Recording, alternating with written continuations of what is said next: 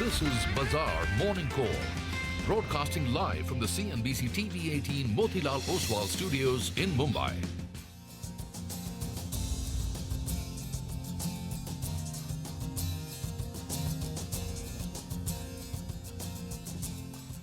Good morning. You're with us here on a fresh new edition of Bazaar Morning Call. It's a Friday. We are coming to you live, as always, from the CNBC TV18 Motilal Oswal studios. I'm Prashant. With me, my colleague Sonia, and Surabhi joins us today as well. Guys, good morning. Hi, good morning. You forgot the most important part. It's December, guys. Yes, that's true. It's the start of the best month of the year. At least it's my favorite month. I don't know about you guys, but the weather's definitely turned pleasant in Mumbai, so I'm not complaining for once. And yeah, I mean, year's gone by pretty fast. No, the weather is fantastic. I mean, that's the one big plus point and big change compared to the last couple of days. And talking about changes, it's going to be a big month for Surabhi as well. So great month ahead, and a lot of blessings. You can't just tease it out like that. You got to say. I mean, for those who don't know, coming up soon. Coming up soon. We'll get to it. We'll get to it, guys. All right. Let's just quickly start by telling you what you need to know as we begin another sort of fresh trading session. You basically have the Nifty now, which is eyeing fresh highs. We said this yesterday as well. Yesterday there was a bit of a pause. The market did pick up in the last 60 minutes or so of trade. We ended at about 20,133, a little closer as compared to the day before to the highs of 20,222. It's a matter of time. We got data points, right? Lots to tackle. The second quarter GDP numbers came through yesterday. The buzz was, and our colleague Lata was telling us that expectations are that the GDP number will actually be strong. It came in stronger than even what consensus was expecting. The consensus was a little above 7%. The actual number is about 7.6%. And of course, we will do a deep dive into these numbers in terms of what this means. But the bulk of the growth is coming from industry, is coming from government capital expenditure. Personal consumption expenditure is still in a bit of trouble spot. So more on that as we go along. But overall number looks very, very strong. But this is a backward-looking data point. Remember, I mean, as we look ahead, what will continue to, at the margin, worry people is what happens to the US, what happens to global growth. If global growth starts to slow down, which is not the consensus expectation, will that hurt growth here as well?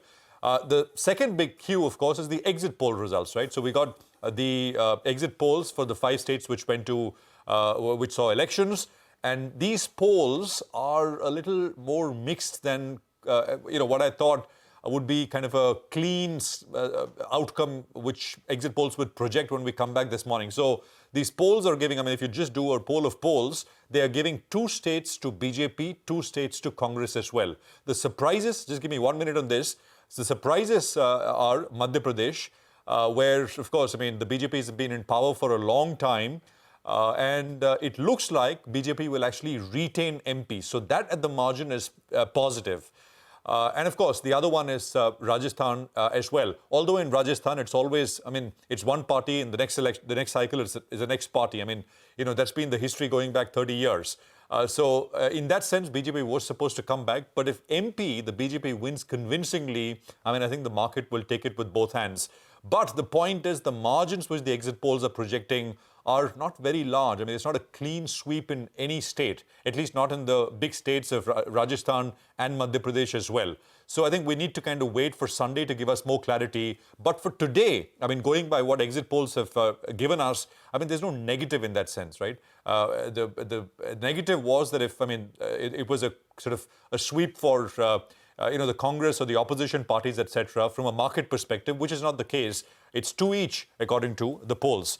Let's just quickly run you through the global stuff as well. The Dow ended about 1.5%, but the Nasdaq was down 0.25%. So very, very sharp divergence coming through there. Big rally on Dow was led by Salesforce, and we can talk more about that later. The 10-year was up 8 basis points. The yield was up 8 basis points. The dollar index has inched back to about nearly 103.5 levels. This is a little stronger, so a little bit of tightening in financial conditions, but this is just day on day. Oil prices are around 81-ish kind of levels. So they came off even though OPEC Plus meeting agreed on incremental cuts.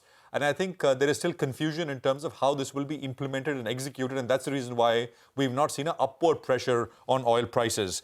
But I think this is something which we will need to track over today and over the next couple of days as well.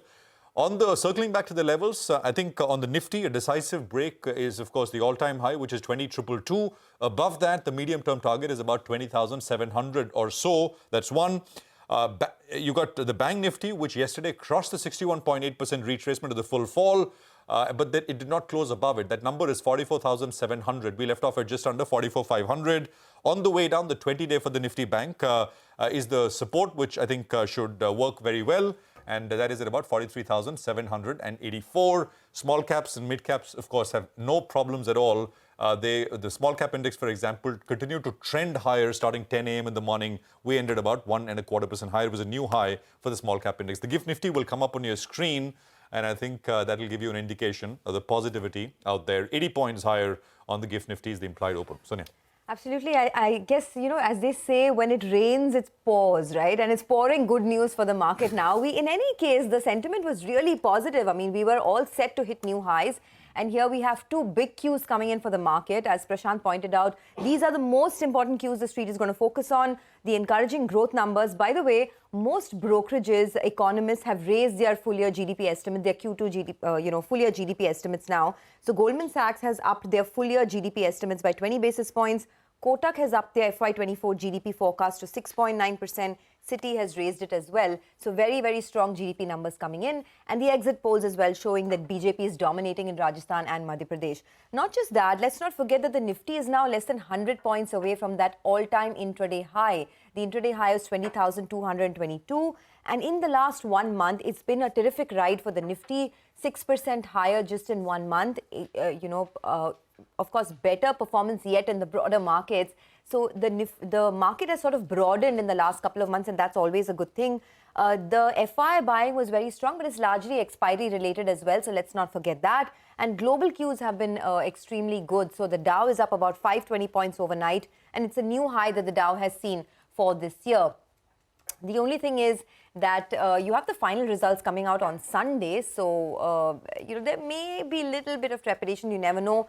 But the bulls have really tightened their grip on this market, and especially in the broader markets where there is so much participation now. Oh, absolutely. That goes without saying. And even on the results, what I've noticed in the last couple of rounds is that even if state elections don't go the BJP's way, the market is always willing to look through that and see the the general election at the center as a different event altogether. So given the momentum and the mood, I don't think even an upset might entirely derail the party that's already begun on the street, right? But just going back to the macros, it's not just India macros. We've been getting over the last 24 to 36 hours prints across a lot of the major economies. So I just want to sum that up. And it's actually two good and one bad. I mean, purely if you go by the macro numbers. The October PCE, Personal Consumption Expenditure Index that came out in the US, that continues to show that inflation is decelerating in the US because that number was 3.5% year on year for October versus 3.7% in the previous month in September. So inflation is a positive cue from the US. It continues to come down. China's manufacturing sector is continuing to struggle. The official PMI was in contraction zone for the second straight month yesterday. I think in the next couple of seconds, we should be getting the Caixin manufacturing data from China as well. That's the private sector survey. We'll see how that goes. Typically, bad news on China macros ends up being good news for India in terms of the market because it strengthens that whole narrative of moving some allocations away from China into India. So it's usually very helpful, even if we get bad news in the neighborhood on the macro front. Coming to India macros, those numbers are absolutely phenomenal because they were beating street estimates hands down across the board, and therefore the upgrades that Sonia was referring to, 7.6%, is higher than the RBI estimate as well, which stood at 6.5% for the quarter gone by, so way above the RBI's estimates. And look at the manufacturing number itself. We're touching almost 14% on manufacturing growth in the second quarter. Some of the other sectors like mining, construction, they're all in double digits, up in double digits. So these were the stronger parts. Economists will, of course, quibble over the services sector because if you compare quarter on quarter, then services growth has cooled off quite a bit. It's just up to about 6% now. And of course, we'll discuss this with experts as we go forward. But the question really is whether the second half will become a little more muted. And that's also, something that a lot of economists are talking about, that this is perhaps a great number, but going forward, we might get a more somber print as the export slowdown hits home and the impact of the cumulative rate hikes of the RBI, maybe that also starts to trickle in through the system. So anyway, Q2 looked very, very good. FII flows have been very, very robust. Yesterday, of course, we had the added, impetus from the MSCI changes that was coming through, plus, all the primary market buzz that's been keeping flows of, up and about. But yesterday's number was very big, 8,147 crores on the FII front, and small selling from the domestic institutions. So, who knows, we are less than 0.5% away from the all-time highs. And given the strength that we have on the macros, maybe today it will be it.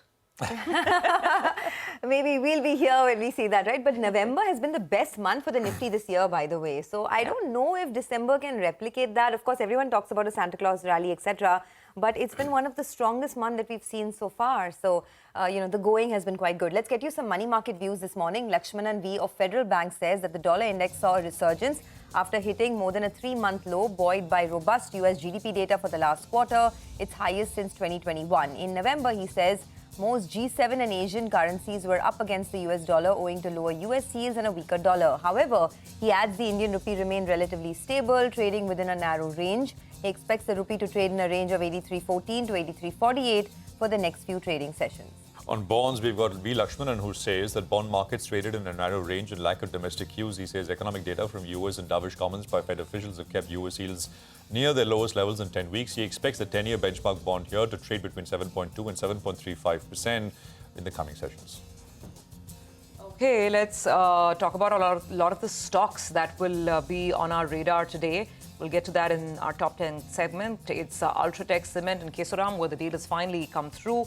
HAL, Protean, E-Governance, SIS, Sterling and Wilson, and ITD Cementation, all on the back of positive news flow. The ones that have negative news flow around them are Whirlpool, Moil and SRF. We'll get you more on them in just a bit.